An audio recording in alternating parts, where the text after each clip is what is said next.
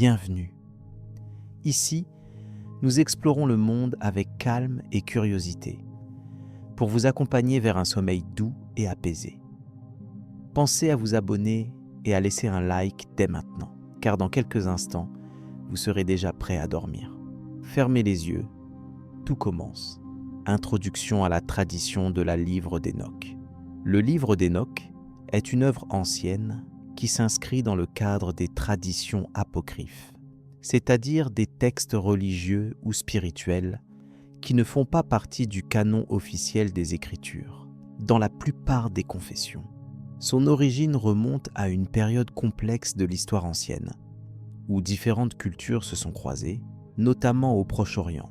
Ce livre est attribué à Hénoch, un personnage biblique mentionné brièvement dans les textes traditionnels, mais dont la figure est ici développée de manière beaucoup plus détaillée et symbolique.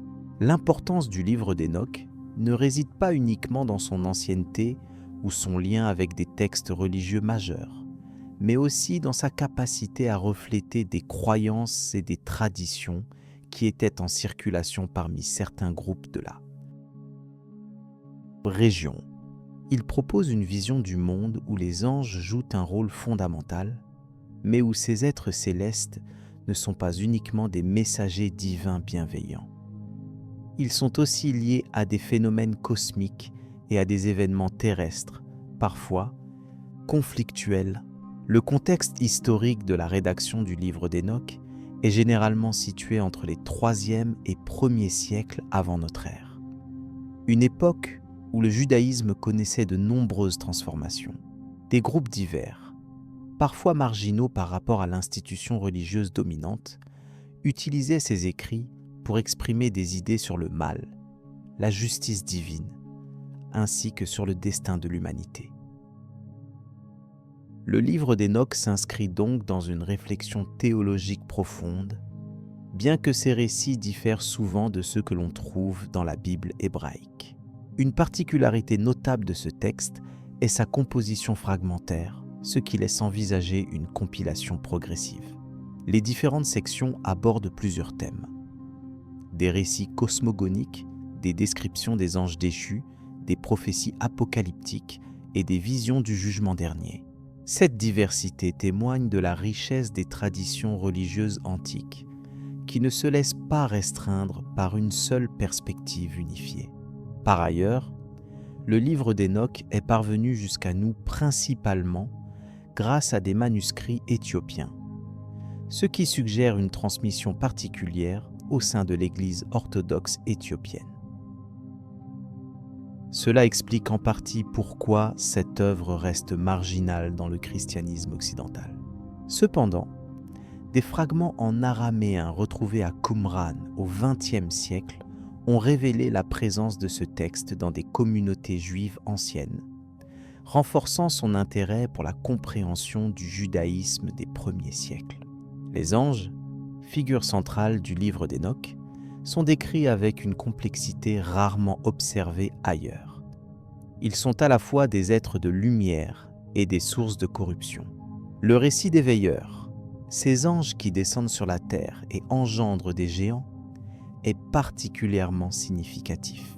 Ce passage illustre une vision du cosmos où la frontière entre le divin et l'humain est poreuse et où les conséquences de la transgression divine affectent profondément le monde matériel. La mystique associée à ce texte ne se limite pas à des spéculations théologiques. Elle renvoie aussi à des traditions culturelles plus larges qui impliquent des pratiques rituelles et une conception de l'univers comme un système ordonné mais vulnérable à des forces chaotiques. Les symboles employés, qu'ils soient liés aux étoiles, au cycle naturel ou aux entités angéliques, témoignent d'une pensée ancienne cherchant à intégrer le visible et l'invisible. Le livre d'Hénoch a influencé plusieurs courants religieux, notamment certaines sectes juives et chrétiennes primitives, qui voyaient dans ces textes une explication des origines du mal et un espoir de rédemption future.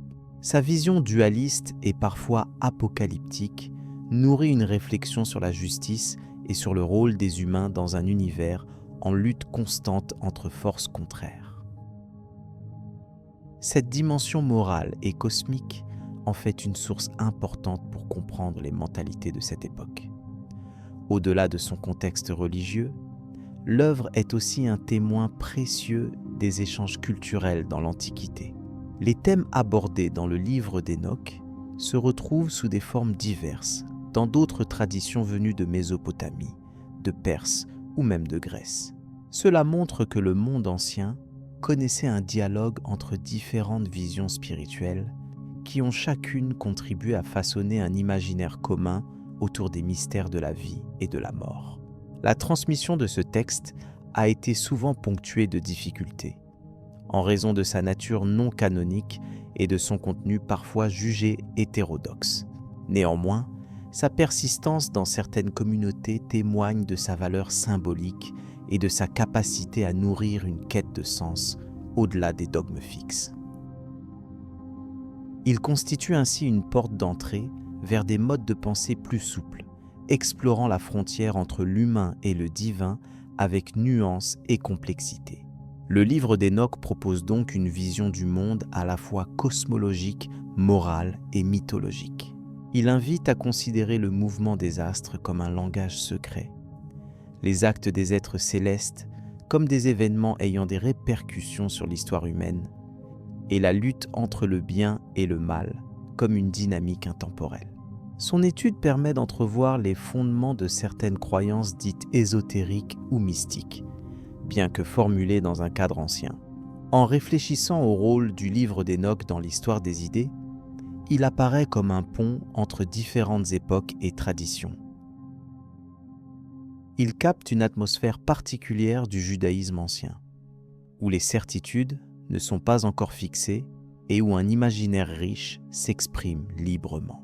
Cette ouverture paradigmatique est précieuse pour comprendre comment les textes sacrés ont pu émerger, vivre des transformations et être interprétés de multiples façons selon les contextes. Ainsi, ce livre s'inscrit dans une histoire complexe, à la croisée des chemins entre mystique, mythe et théologie. Il éclaire les mentalités anciennes, leurs préoccupations profondes liées à la justice divine, à l'apparition du mal et à l'espoir d'un ordre renouvelé. Son mérite tient à son apport informatif et symbolique, tout en restant accessible et stimulant pour l'étude de la spiritualité des premiers siècles avant notre ère. Au terme de cette présentation générale du livre d'Hénoch, il est possible de mieux saisir pourquoi cette œuvre continue de susciter l'intérêt. Elle offre un regard à la fois distancié et engagé sur des questions fondamentales, sans recourir à des éléments fictionnels trop marqués. S'en dégage une lecture équilibrée qui se prête à un moment de calme et de réflexion, propice à la détente. Ce texte ancien, dans sa continuité et son message, prépare efficacement le terrain pour explorer plus en détail les détails des récits angéliques, les descriptions cosmiques et les traditions oubliées associées. Ce sera l'objet des développements suivants, qui permettront de plonger plus avant dans ce monde singulier, riche de symboles et de légendes souvent méconnues, mais d'une grande portée spirituelle. Les origines du livre d'Hénoch, les manuscrits les plus anciens retrouvés, notamment en langue éthiopienne, éclairent partiellement cette genèse, bien que les versions originales aient vraisemblablement été écrites en araméen ou en hébreu. La provenance du livre d'Hénoch se rattache étroitement à la culture juive anciennement implantée dans la région de Qumran, où furent découverts des fragments précieux lors des fouilles des grottes vers la mer Morte. Ces vestiges témoignent du rôle essentiel joué par les communautés judéo-esséniennes dans la transmission et la conservation de ce savoir secret. L'importance des traditions juives dans la formation du livre d'Hénoch ne saurait être sous-estimée. Le texte manifeste une forte influence de la pensée juive sur les anges, les esprits et l'organisation céleste, qui renvoie à des croyances largement répandues dans le Proche-Orient ancien. Hénoch décrit notamment une hiérarchie complexe d'anges déchus qui auraient, selon la légende, révéler aux hommes des connaissances interdites. Cette notion recoupe des traditions plus anciennes sur des êtres intermédiaires entre le divin et l'humain, présents dans plusieurs cultures alentours. L'analyse linguistique et thématique du texte fait apparaître une composition composite, où se mêlent des chapitres d'époques distinctes. Certains passages, profondément apocalyptiques, peuvent être datés des alentours du IIIe siècle avant notre ère, reflétant un climat historique marqué par l'occupation étrangère et les questionnements eschatologiques. D'autres sections contiennent des éléments plus symboliques liés à la cosmogonie et à la morale. Parfois en lien avec les visions prophétiques de la Bible traditionnelle, mais toujours avec une certaine originalité marquée. Le livre d'Hénoch illustre aussi comment la tradition juive s'est appropriée, tout en les réinterprétant, des thèmes anciens issus de la mythologie babylonienne, assyrienne ou cananéenne, autour du rôle des anges et des démons. Ces récits prétendent dévoiler des vérités cachées et expliquent certains mystères du monde à travers la reconnaissance d'une sphère céleste multiple et dynamique. Ces influences évoquent une époque où les croyances religieuses n'étaient pas figées, mais ouvertes à l'adaptation sous l'effet des rencontres culturelles nombreuses et des transformations politiques. L'importance accordée aux anges dans le livre d'Hénoch trouve également une résonance dans plusieurs courants spirituels qui ont vu le jour autour de cette époque. Ces êtres spirituels servent de médiateurs entre Dieu et les hommes, illustrant une organisation céleste hiérarchisée. Cette conception a profondément marqué non seulement le judaïsme post-exilique, mais aussi le christianisme naissant, qui reprend à son tour certaines idées sur les anges hénochiens, bien que sous des formes souvent adaptées. Lorsqu'on s'intéresse à l'impact historique de ce texte, on constate qu'il a exercé une influence considérable sur la pensée religieuse de plusieurs communautés. Dans le judaïsme, il a contribué à nourrir les discours eschatologiques et les spéculations sur l'au-delà et le jugement dernier. Chez les pères de l'Église, Hénoch fut cité pour étayer certaines interprétations des Écritures, en particulier en ce qui concerne la chute des anges et la transmission du mal dans le monde. Cependant, malgré son importance, le livre d'Hénoch ne fut jamais officiellement intégré dans le canon biblique hébraïque ni dans la majorité des Bibles chrétiennes. Cette exclusion s'explique probablement par son caractère ésotérique et son origine composite, qui suscitait méfiance et débat quant à sa légitimité doctrinale. En Éthiopie, par contre, il fut conservé de manière continue, témoignant de la richesse religieuse et littéraire de cette région, où il détient encore une place centrale.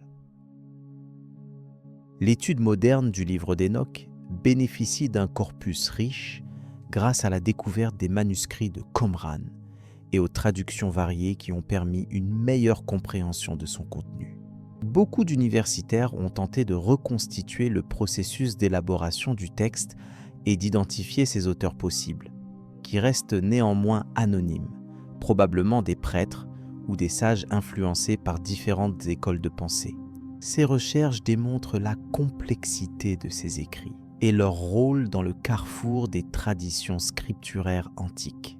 On observe que ce livre se structure en plusieurs parties distinctes, chacune abordant des thématiques différentes, telles que le récit de la chute des anges, des visions cosmiques ou des paraboles morales. Ces constituants reflètent une intention pédagogique visant à transmettre des messages éthiques et cosmologiques. La diversité des genres littéraires présents souligne aussi la richesse de l'imaginaire symbolique mis en œuvre pour expliciter des mystères religieux. En outre, le livre d'Hénoch insiste sur un ordre universel régi par des forces surnaturelles, lesquelles interviennent dans l'histoire humaine. Ces idées participent à une vision du monde où les actions humaines s'inscrivent dans un dessein divin plus large, soulignant ainsi l'interdépendance entre le ciel et la terre. Cette perspective se retrouve aussi dans la plupart des systèmes religieux antiques, qui cherchent à expliquer la place de l'homme dans le cosmos. Enfin, la redécouverte et l'étude continue de ce texte permettent de mieux appréhender la complexité religieuse et culturelle du premier temple à la période du second temple. Le livre d'Hénoch représente un témoignage précieux des variétés de croyances et des échanges entre populations qui ont contribué à façonner les fondements spirituels du judaïsme et, par extension, du christianisme. Cette compréhension invite à regarder ces textes avec un regard nuancé, en tenant compte de leur richesse historique et de leur portée symbolique. Cette exploration des origines nous invite désormais à approfondir les thèmes développés dans cet ouvrage, notamment la nature des anges déchus, leur rôle dans la transmission du savoir interdit et le rapport entre mystère et tradition dans ces récits. La compréhension de ces éléments apporte une dimension supplémentaire à l'étude des textes anciens et de leur influence dans les croyances contemporaines. La figure d'Hénoch dans la tradition biblique. Historiquement, Hénoch a été perçu comme un personnage mystique, un sage primordial doté d'une connaissance originelle transmise directement par Dieu. Le texte biblique ne décrit pas explicitement ses enseignements, mais laisse entendre qu'il a été un interlocuteur privilégié du divin. Cette idée a été largement développée dans les traditions apocryphes, notamment dans le livre d'Hénoch, également appelé Hénoch éthiopien, qui constitue un ensemble de textes anciens rédigés entre le IIIe siècle avant notre ère et le 1er siècle de notre ère. Ces écrits émanent de milieux juifs divers et témoignent d'une pensée théologique riche, où la figure d'Hénoch est métamorphosée en un personnage transcendant, messager et révélateur de secrets cachés.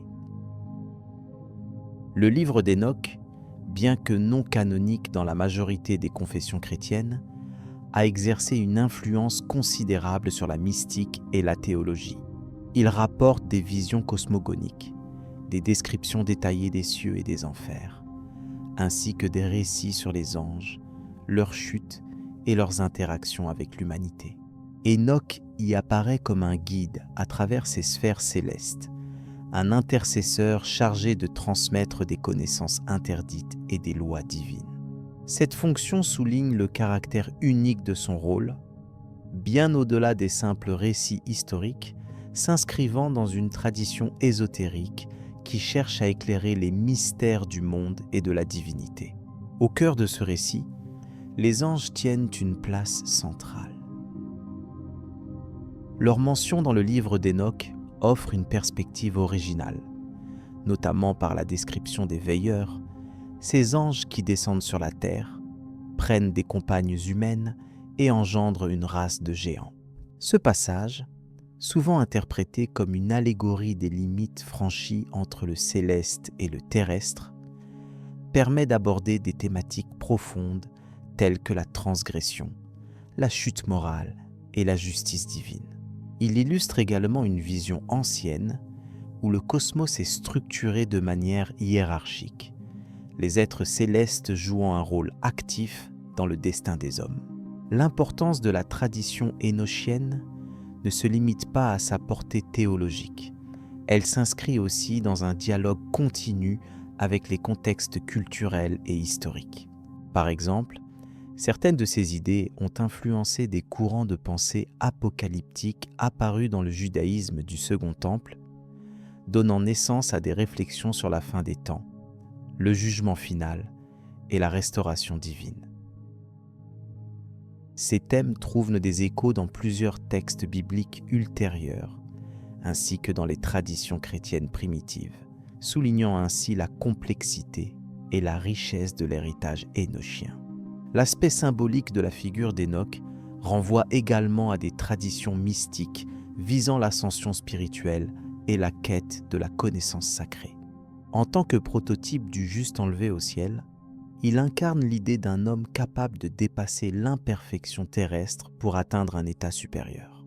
Cette notion a été prise en compte dans diverses interprétations, allant de la Kabbale juive aux réflexions gnostiques, où Hénoch est souvent associé à un type de médiateur entre le divin et l'humain.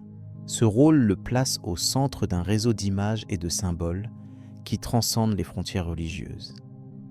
La transmission du livre d'Hénoch et sa réception au cours de l'histoire ont connu des fortunes diverses. Alors qu'il fut largement utilisé dans les communautés juives avant notre ère, il fut progressivement marginalisé dans le canon biblique officiel, notamment par le judaïsme rabbinique et le christianisme occidental. Toutefois, il gagna une place durable dans l'Église éthiopienne orthodoxe, où il demeure un texte sacré. Cette divergence reflète les différences d'interprétation théologique entre les diverses traditions religieuses et souligne l'importance des contextes culturels pour la formation des canons. Par ailleurs, les découvertes archéologiques, en particulier les manuscrits de la Mer Morte, ont permis de redécouvrir des fragments du livre d'Hénoch, confirmant son ancienneté et son impact dans les milieux religieux et intellectuels du judaïsme ancien. Ces trouvailles ont renforcé l'intérêt pour cette œuvre, alimentant les études académiques et les débats théologiques. Elles ont aussi permis de mieux comprendre la diversité des courants religieux qui s'exprimaient à cette époque et la complexité de la construction du récit biblique. La figure d'Hénoch participe également à une réflexion plus large sur la place des savoirs ésotériques dans les traditions religieuses.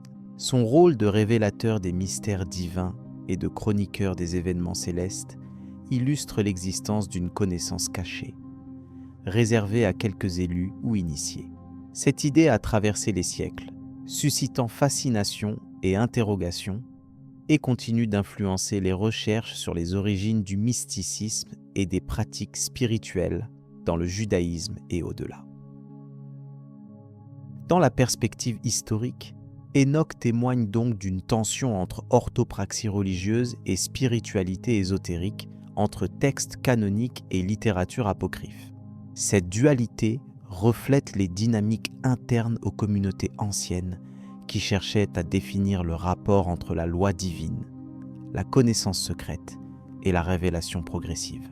Hénoch incarne ainsi une figure pivot, symbole d'un savoir supérieur et d'une expérience mystique inscrite dans une tradition millénaire.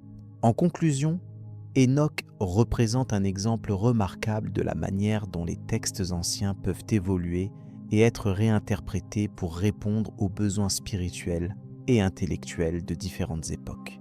Son image traverse les discours religieux, influence les conceptions du cosmos et nourrit des réflexions sur la destinée humaine.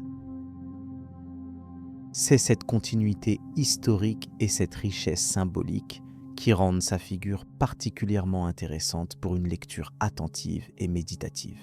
Ces éléments nous préparent à aborder, dans la suite, les implications plus larges de la mystique angélique et de ses répercussions dans d'autres traditions.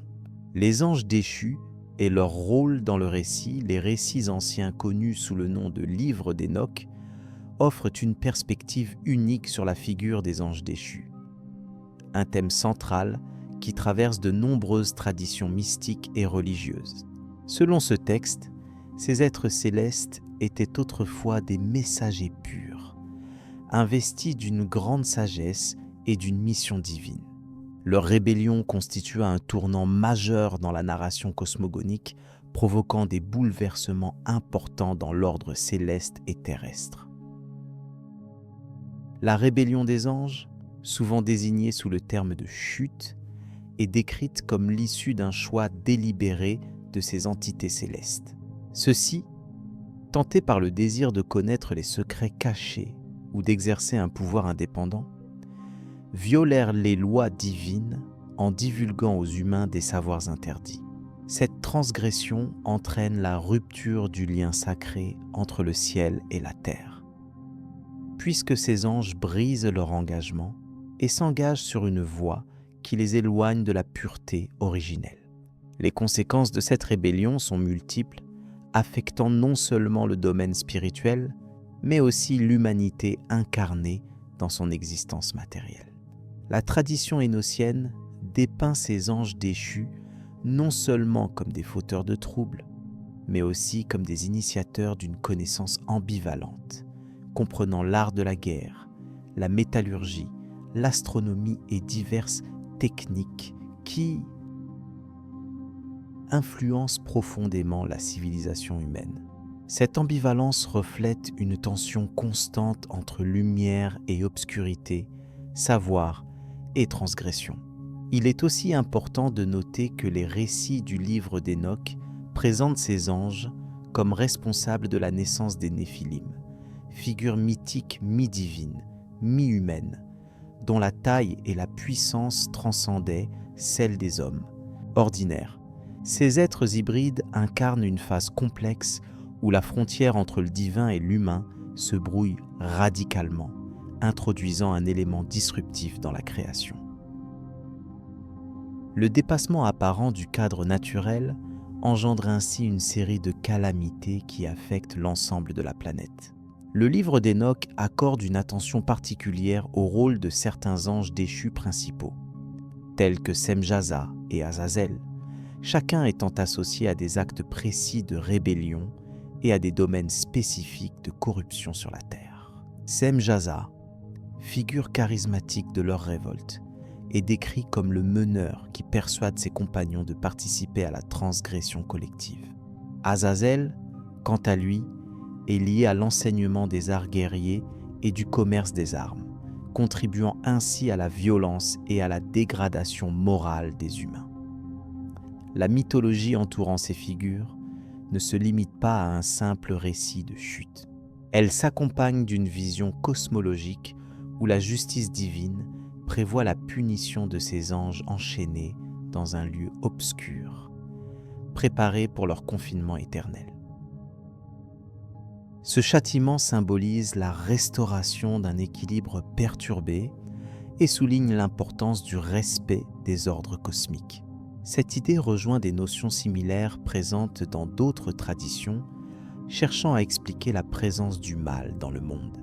Un autre aspect intéressant réside dans la manière dont ces récits ont pu influencer des courants mystiques et gnostiques ultérieurs. Pour ces écoles de pensée, les anges déchus incarnent le dilemme fondamental entre lumière divine et ignorance, entre aspiration spirituelle et chute matérielle. Leurs histoires sont utilisées comme des métaphores sur la condition humaine, où le savoir peut être à la fois source de puissance et de perversion. Ce double aspect nourrit une réflexion profonde sur le choix et la responsabilité individuelle. Le caractère historique du livre d'Enoch a longtemps été sujet à débat, notamment à cause de son absence dans le canon biblique officiel de la plupart des traditions chrétiennes. Cependant, sa richesse symbolique et ses références à des mythes plus anciens en font un document précieux pour comprendre la diversité des représentations angéliques et démoniaques dans l'Antiquité. Il témoigne de la complexité des croyances religieuses juives entre le IIIe siècle avant notre ère et le 1er siècle de notre ère. L'influence du livre d'Enoch se manifeste aussi dans certaines traditions chrétiennes primitives, où des notions comme la chute des anges apparaissent sous diverses formes.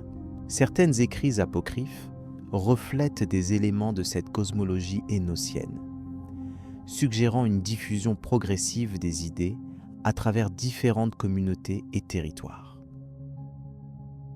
Cette circulation contribue à modeler la manière dont le bien et le mal sont conceptualisés, ainsi que la place accordée aux êtres surnaturels dans l'histoire humaine. Les anges déchus, dans cette optique, ne sont pas seulement des figures mythiques, mais aussi des symboles incarnant des valeurs morales, des risques et des leçons pour les sociétés humaines. Leurs récits invitent à prendre conscience des limites imposées à la connaissance et au pouvoir, ainsi que des conséquences inévitables de leur transgression. Cette dimension éthique constitue un point central de la tradition énochienne et de ses prolongements culturels. Les récits évoquent également des pratiques rituelles oubliées en lien avec la mémoire de ces êtres et de leurs actes. Certains textes suggèrent que des cultes anciens auraient tenté de canaliser ou d'apaiser ces forces obscures, témoignant de la place qu'ils occupaient dans l'imaginaire collectif. Ces traditions ont pu varier, selon les peuples et les époques, entre rejet, fascination et tentative de compréhension du sacré et du profane. Cette histoire complexe, à la fois dense et chargée de signification, continue d'inspirer les chercheurs et les passionnés d'histoire religieuse qui discernent dans le livre d'Hénoch un témoignage précieux sur les croyances du passé.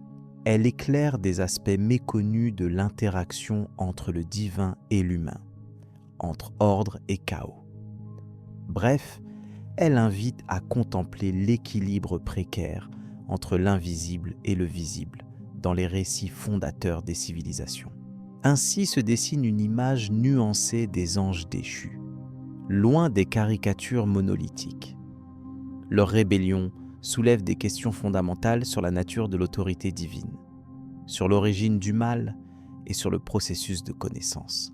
Ces éléments donnent au texte une profondeur considérable, capable de résonner au-delà de son temps et de son contexte, en nourrissant une réflexion continue sur l'histoire spirituelle de l'humanité. Le passage constaté dans ce récit ouvre la porte à une compréhension plus large des symboles et des mythes fondateurs. En explorant les différentes facettes des anges déchus, il est possible d'apercevoir les multiples dimensions à travers lesquelles les hommes ont tenté d'interpréter leur propre existence et leur relation avec le sacré. Cette continuité des idées sans rupture apparente manifeste la force et la pertinence de ces récits dans la culture mondiale. Avec ces éléments en tête, il devient possible de mieux appréhender l'apport complexe du livre d'Hénoch à l'imaginaire collectif. La transition que proposent ces histoires vers des questions éternelles sur la chute, la rédemption et la sagesse prépare à envisager des thématiques plus larges, développées dans les chapitres suivants. Le récit s'incline ainsi vers une dimension plus vaste de réflexion sur les origines du mystère et du divin. Les Néphilim et leurs origines mystérieuses. Les Néphilim sont mentionnés dans certains textes anciens comme des êtres issus de l'union entre des anges déchus et des femmes humaines. Selon le livre d'Hénoch, ces créatures hybrides occupent une place singulière dans la cosmologie mystique.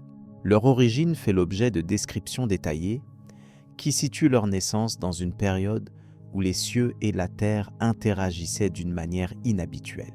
Cette interaction entre entités célestes et terrestres modifia la nature même de l'humanité, selon les traditions évoquées. Le terme lui-même, Néphilim, peut se traduire par ceux qui sont tombés, référence aux anges qui auraient quitté leur demeure céleste pour s'unir aux mortels.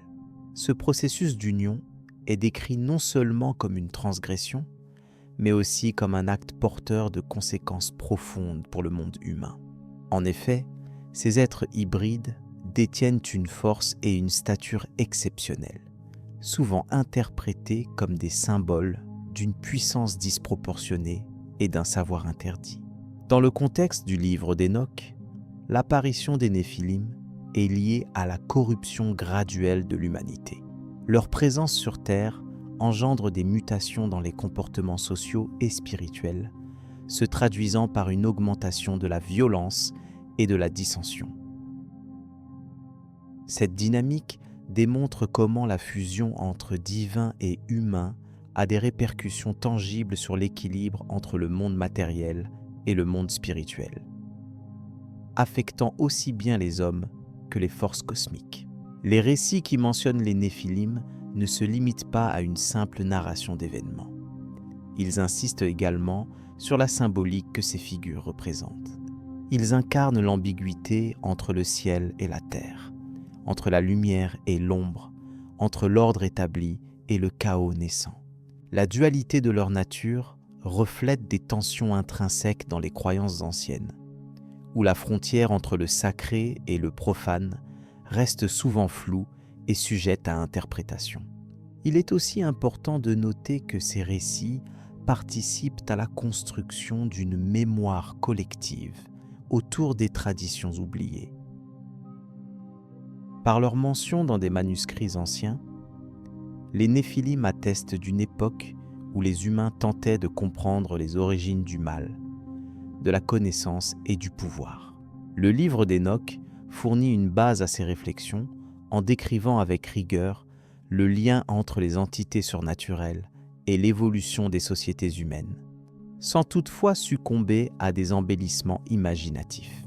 Par ailleurs, la réception des Néphilim dans différentes cultures révèle une diversité d'approches.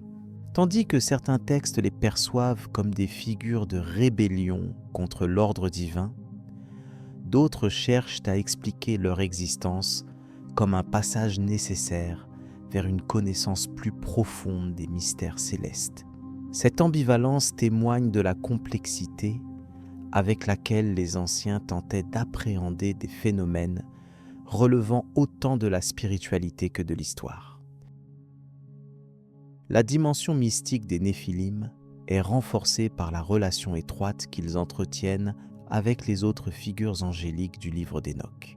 Ces anges, identifiés comme les veilleurs, sont décrits comme des êtres venus observer l'humanité, mais dont l'attachement excessif aux mortels conduit à des dérives. Leur descente sur Terre marque un point crucial dans la narration, car elle annonce un bouleversement cosmique incarné par la naissance des Néphilim, qui change définitivement la donne. L'importance accordée aux Néphilim dans ce cadre s'explique par leur rôle intermédiaire, positionné entre le divin et l'humain, mais aussi entre le sacré et le profane. Leur existence met en lumière une période où les normes célestes sont remises en question, amenant à une reconfiguration des règles qui gouvernent le cosmos. En cela, ils symbolisent un point critique dans la mythologie et la théologie ancienne, où la fusion des mondes suscite des interrogations fondamentales. Dans l'analyse de ces textes, il convient également de prendre en compte le contexte historique dans lequel ils ont été rédigés. Le livre d'Enoch remonte à une époque marquée par de profonds changements sociaux et religieux, ce qui explique en partie l'émergence de figures hybrides telles que les Néphilim. Ils incarnent alors une forme de mémoire symbolique d'une époque troublée, tentant de représenter des forces invisibles qui influenceraient le destin des hommes. Les Néphilim peuvent également être interprétés comme des métaphores de tensions internes à la condition humaine, notamment la lutte entre des aspirations élevées et des inclinations plus basses. Leur nature double suggère un questionnement sur la frontière entre ce qui relève de la nature humaine et ce qui dépasse cette dimension, ouvrant la voie à des spéculations sur la spiritualité et la moralité dans l'Antiquité. Il est aussi pertinent d'aborder l'impact symbolique des Néphilim sur les traditions suivantes. Leur image reste présente dans diverses formes de littérature ésotérique et religieuse, servant de référence à des questions sur la déchéance, la sagesse perdue et la rédemption possible. Leur présence témoigne d'une influence durable, bien que leur compréhension ait évolué selon les époques et les interprétations culturelles. Le rôle des Néphilim dans le récit du livre d'Enoch s'inscrit ainsi dans une tradition visant à expliquer la présence du mal et du désordre à travers une origine suprahumaine. Ils sont perçus comme des agents qui ont introduit une rupture dans l'harmonie initiale, soulevant un débat entre la prédestination et la liberté, entre la chute et la possibilité d'un retour à l'équilibre. Cette dimension théologique souligne la profondeur du questionnement ancien autour de ces entités. Dans le contexte des traditions juives et chrétiennes, l'apparition des Néphilim a suscité diverses lectures, allant de la condamnation stricte à des tentatives de compréhension plus nuancées. Leur ambivalence reflète la complexité des sources scripturaires où ils figurent, notamment dans le livre de la Genèse, où ils sont brièvement évoqués, mais laissent une empreinte significative. Le livre d'Enoch, en les développant, enrichit cette narration d'éléments qui clarifient leur origine et leur impact. D'un point de vue anthropologique, La figure des Néphilim peut aussi être liée à l'intérêt ancien pour les lignées exceptionnelles, où la transmission de traits surnaturels semble expliquer les différences parmi les humains. Cette idée rejoint des mythologies d'autres cultures, qui évoquent à des descendants d'êtres célestes ou divins, accentuant l'universalité de ce type de récit dans la construction des imaginaires collectifs. Le regard porté sur les Néphilim dans les études modernes invite à dépasser les interprétations littérales pour considérer ces récits comme des témoignages d'une pensée symbolique complexe. Ils alimentent une réflexion sur la manière dont les sociétés anciennes structuraient leurs croyances et leurs représentations du monde, mêlant histoire, mythe et spiritualité dans un équilibre fragile mais vivant. Cette approche permet aussi de situer les Néphilim dans une séquence plus large d'élaboration religieuse et culturelle, où chaque élément participe à une cohérence globale. Leur apparition n'est donc pas un simple élément isolé, mais un point nodal qui relie différents aspects du savoir ancien. La généalogie divine, la transmission du savoir et la compréhension des forces qui régissent l'univers. En somme, les Néphilim représentent bien plus qu'un phénomène fantastique. Ils incarnent une intersection de savoir, une ouverture vers l'invisible inscrite dans des textes qui cherchent à raconter le monde dans sa complexité. Leur existence, au croisement de plusieurs traditions, témoigne du besoin humain d'explorer les origines et les mystères à travers des figures qui dépassent la simple condition humaine. Tout en restant une figure énigmatique, leur étude invite à considérer comment les anciens ont envisagé la coexistence de dimensions différentes. Cette coexistence, source de tension et d'innovation, éclaire les problématiques liées à la connaissance interdite et à ses conséquences. Les Néphilim, par leur position intermédiaire, traduisent ainsi un équilibre précaire entre l'ordre divin et les forces chaotiques qui menacent ce dernier. Au-delà de leur aspect narratif, l'influence des Néphilim peut se mesurer dans la manière dont ils ont structuré certaines pratiques ou croyances occultes. Leur image a servi à élaborer des règles morales ou rituelles destinées à prévenir les débordements associés à l'interaction entre hommes et anges. Ces prescriptions reflètent une volonté de préserver la pureté des domaines respectifs, tout en reconnaissant la fascination que ces unions suscitent. L'interdiction implicite contenue dans ces récits souligne une tension entre la curiosité humaine pour le divin et la nécessité de limites. Les Néphilim, en tant que symbole de cette confluence, incarnent une mise en garde sur les risques liés à la transgression des lois établies, notamment celles qui régissent les relations entre les sphères célestes et terrestres.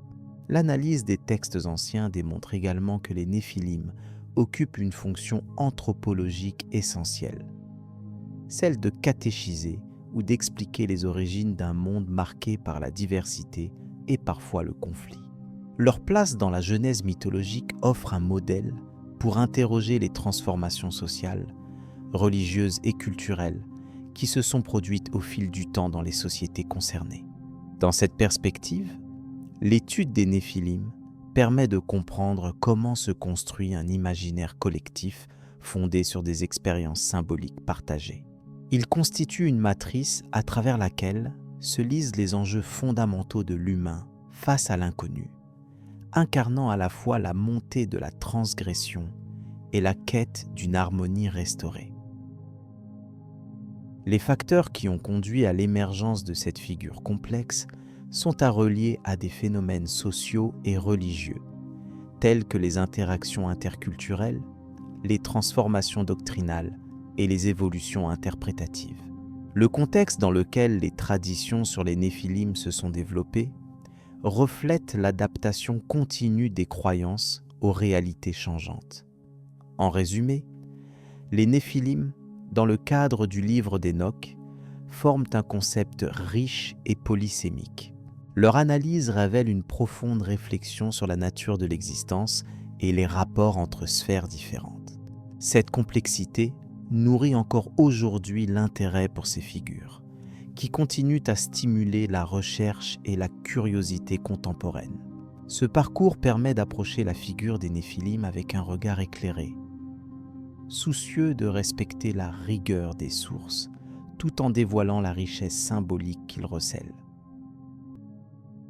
La compréhension de leur rôle invite à une meilleure connaissance des traditions anciennes et des mécanismes par lesquels elles se sont transmises à travers le temps. En conclusion, les Néphilim représentent un des éléments majeurs de la mythologie énochienne qui articule divin et humain, ordre et désordre, connaissance et transgression. Leur étude participe ainsi à un vaste champ d'exploration sur la spiritualité ancienne et les mythes fondateurs des civilisations. Elle prépare le terrain pour approfondir d'autres aspects liés aux traditions mystérieuses et oubliées. Abordant la suite de cette réflexion, il est possible maintenant d'examiner les implications plus larges de ces récits dans la construction des idées autour du sacré et de la connaissance au sein des différentes cultures anciennes. Les visions cosmologiques d'Enoch. Le livre d'Enoch offre une vision détaillée et complexe de l'organisation cosmique, telle qu'elle était comprise dans les traditions anciennes.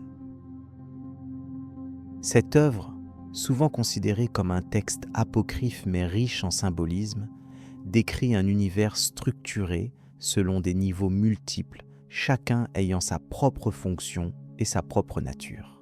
L'histoire cosmologique qui s'y trouve illustre une conception antique du cosmos, où le ciel n'est pas simplement un espace vide, mais un domaine habité et hiérarchisé.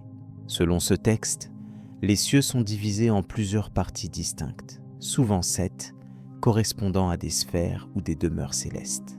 Ces cieux supérieurs constituent des lieux où résident les anges et d'autres entités spirituelles, chargées de diverses missions.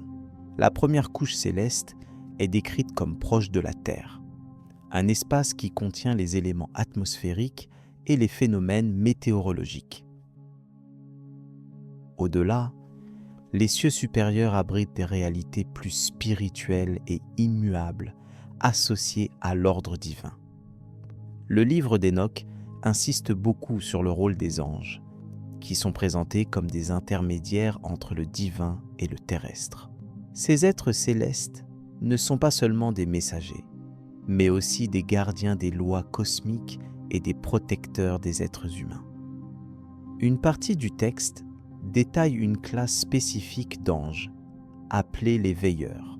Selon Enoch, ces anges ont quitté leur place au ciel pour interagir avec le monde des humains de manière illégitime, provoquant ainsi des bouleversements profonds dans l'ordre établi. Cette transgression des veilleurs entraîne une série de conséquences dramatiques impliquant la propagation de connaissances interdites, des unions contre nature avec des humaines et la naissance d'une lignée de géants. Ces faits expliquent, selon le récit, la corruption croissante du monde et la colère divine qui en découle. Le livre d'Enoch utilise ces épisodes pour explorer non seulement une dimension cosmologique, mais aussi morale, soulignant l'importance du respect des lois célestes. La structure même de l'univers dans ce texte mêle des éléments cosmologiques à des notions symboliques. Le Soleil, la Lune et les étoiles ne sont pas seulement des astres physiques, mais aussi des entités douées de fonctions spécifiques, régissant le temps, les saisons et l'ordre naturel. Ces corps célestes suivent des trajectoires rigoureuses, contrôlées par des forces angéliques chargées d'assurer la stabilité du monde visible. En décrivant ces mouvements et ces rôles, le livre d'Enoch offre un aperçu de la cosmogonie de l'époque qui considère la perfection de l'univers comme le reflet de la volonté divine. Cette cosmologie insiste donc sur une harmonie fonctionnelle où chaque élément a sa place et son devoir. Cette conception harmonieuse contraste avec la vision matérialiste que nous pouvons avoir aujourd'hui, proposant un cosmos vivant, dynamique et chargé de sens. Le texte aborde également le concept des portes célestes, qui représentent des seuils entre les différentes sphères du cosmos. Ces portes, souvent gardées par des anges, permettent les transitions entre les mondes visibles et invisibles. Elles symbolisent aussi la limite entre ce qui est accessible à l'humanité et ce qui demeure caché, confidentiel à la connaissance divine. Enoch lui-même franchit ces portes lors de ses visions, ce qui lui permet d'accéder à des vérités supérieures. Ces descriptions indiquent que le cosmos n'est pas qu'un ensemble matériel, mais plutôt un système hiérarchisé où le sacré et le profane se côtoient. Les traditions que reflète ce livre montrent une époque où le lien entre ciel et terre demeure étroit, alimentant les croyances et influençant les pratiques religieuses. La lecture attentive de ces passages révèle une volonté de comprendre ce qui dépasse l'expérience ordinaire, cherchant à révéler des vérités cachées sur la nature et l'origine du monde. Il est intéressant de noter que certains éléments de cette cosmologie semblent en résonance avec d'autres traditions anciennes, comme celle des Babyloniens ou des Perses, qui partageaient l'idée de mondes multiples et de figures célestes régulatrices. Ces similitudes renforcent l'importance historique du livre d'Enoch, qui témoigne d'un intercalaire culturel significatif au sein du Proche-Orient ancien. En outre, le symbolisme de la lumière et de l'obscurité, omniprésent dans les visions d'Enoch, suggère une dichotomie fondamentale dans la compréhension du cosmos. La lumière est souvent associée à la connaissance, à la pureté et à la présence divine, tandis que l'obscurité correspond à l'ignorance, au chaos et à la séparation. Cette opposition structurante est une clé herméneutique pour saisir la portée théologique profonde du texte. Ce système cosmologique invite aussi à réfléchir sur la place de l'homme dans l'univers. Enoch met en avant une relation particulière entre l'humain et le divin, où l'homme peut, par la révélation et la sagesse, entrevoir des réalités supérieures. L'interaction prévue entre les mondes visibles et invisibles souligne ainsi une continuité dans l'ordre de la création, mettant en lumière l'importance du respect et de l'humilité devant les forces cosmiques. Dans la représentation d'Enoch, le cosmos est donc un temple ordonné où chaque niveau a une fonction précise, chaque entité un rôle clairement défini. Ce cadre structure notre pensée sur l'origine du monde, ajoutant une dimension métaphysique aux phénomènes naturels observables. La cohérence interne du texte démontre une vision élaborée et réfléchie de la réalité, fondée sur la tradition et l'expérience symbolique. Cette approche cosmologique ne devrait pas être comprise uniquement comme une tentative de décrire physiquement l'univers, mais plutôt comme une expression d'un ordre spirituel et théologique. Le livre d'Enoch révèle ainsi une volonté de traduire en images et en mots une compréhension ancienne, où le cosmos est perçu comme un système vivant chargé de significations profondes. Enfin, les récits d'Enoch sur les cieux et leur organisation invitent à une méditation sur la dimension invisible de la vie et de la création. Ils suggèrent que ce qui est au-delà de nos sens visibles est au moins aussi réel et déterminant que le monde matériel lui-même.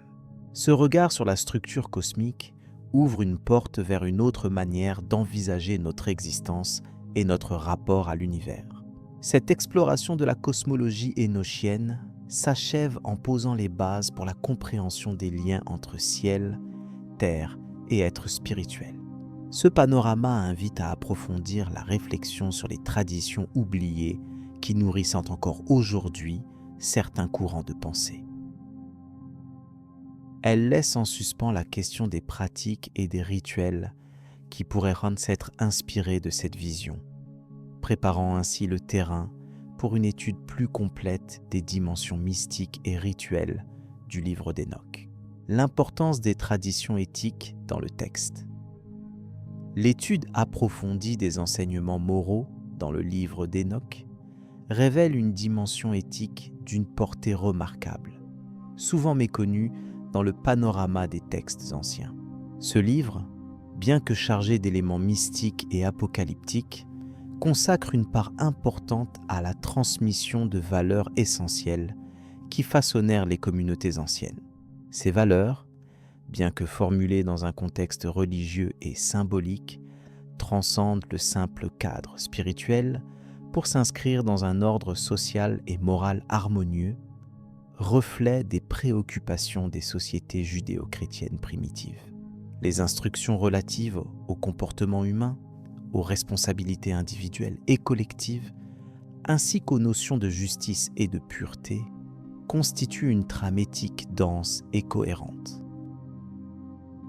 Le livre d'Hénoch, qui s'inscrit dans une tradition apocryphe largement influencée par le judaïsme et les discours prophétiques, propose une critique subtile de la dégradation morale de l'humanité, attribuée en grande partie à l'ignorance des lois, divines.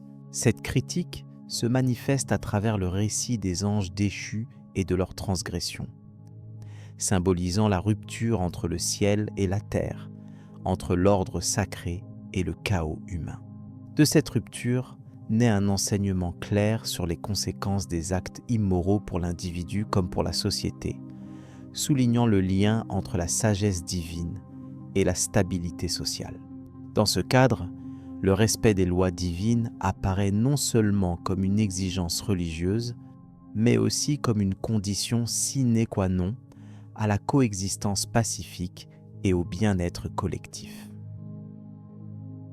Les prescriptions éthiques de ce texte s'inscrivent dans une continuité historique visible chez les Esséniens et d'autres groupes contemporains, où l'observance rigoureuse des règles de pureté rituelle et morale jouait un rôle central. Le livre d'Hénoch apporte en cela une contribution singulière, en articulant la codification des transgressions et des punitions non seulement en termes cosmiques, mais également en termes humains, encourageant un examen constant de soi. Cette introspection demeure une clé majeure, promue par Hénoch pour la restauration de l'équilibre perdu. Elle invite à une vigilance éthique sans concession, qui préserve l'intégrité de l'individu face aux tentations et aux illusions de pouvoir. Cette insistance sur l'engagement moral individuel amplifie la portée sociale des enseignements du texte. D'un point de vue religieux, le livre d'Hénoch se démarque par son insistance sur la justice divine et la récompense des justes, thème qui structure l'ensemble de la réflexion éthique. L'attente d'un jugement dernier, où les actes seront exposés à la lumière de la vérité cosmique, crée une tension morale constante. Cette attente engage les lecteurs ou auditeurs à intégrer les valeurs d'honnêteté, de compassion et de rectitude dans leur vie quotidienne. La dimension eschatologique du texte sert ainsi de cadre motivant pour élever le comportement humain au-delà de la simple conformité aux normes sociales, vers un idéal transcendant. Ce mouvement vers la perfection morale, bien que jamais présenté comme facile, suscite une réflexion continue sur le sens profond des choix individuels. En examinant plus précisément les contenus enseignés, il apparaît que plusieurs thématiques récurrentes parcourent le livre d'Hénoch. Parmi celles-ci, la lutte contre la corruption, la dénonciation des violences envers les faibles, ainsi que la promotion d'une vie sobre et ordonnée occupent une place centrale. Ces directives, formulées dans un langage clair, visent à structurer une société où l'équilibre entre justice et miséricorde est maintenu. Les récits illustrant la déchéance des angels déviants servent de mise en garde explicite. Ils insistent sur le fait que les excès de la puissance détournée sont à l'origine de la désolation terrestre. Cette symbolique renforce la nécessité de préserver l'esprit communautaire par un engagement sincère aux principes éthiques fondamentaux. Le rôle des traditions orales paraît également crucial dans la transmission des valeurs du livre d'Hénoch. Avant leur mise par écrit, Ces enseignements circulaient vraisemblablement au sein de cercles restreints, assurant leur préservation et leur interprétation progressive. Ce processus, dans lequel Enoch lui-même est présenté comme un intermédiaire, renforce l'idée de continuité sacrée, où chaque génération doit réactualiser l'enseignement moral en fonction des circonstances. La nature composite du texte illustre cette dynamique, mêlant des registres variés, mais toujours au service d'un même propos moral et religieux. Ainsi, le texte agit comme un socle d'où émergent des principes de vie destinés à guider l'action humaine sur le long terme. L'influence du livre d'Enoch sur les premières communautés chrétiennes témoigne de la portée culturelle de ces enseignements. Certaines idées, notamment celles liées à l'eschatologie et à la purification morale, réapparaissent sous des formes adaptées dans le Nouveau Testament. Cette réappropriation indique une diffusion importante des concepts énochiens et une certaine légitimité accordée à leur code éthique.